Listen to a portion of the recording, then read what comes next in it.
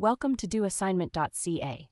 Here is the problem. Solve the equation, 3x minus 8 equals 16.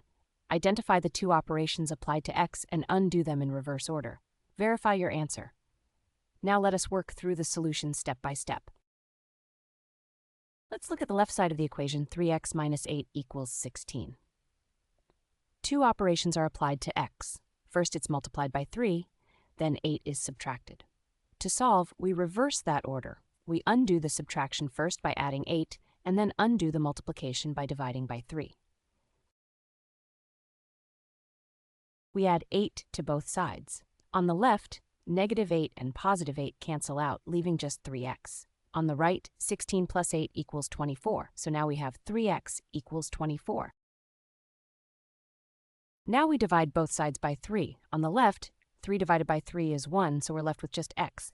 On the right, 24 divided by 3 is 8. Therefore, x equals 8.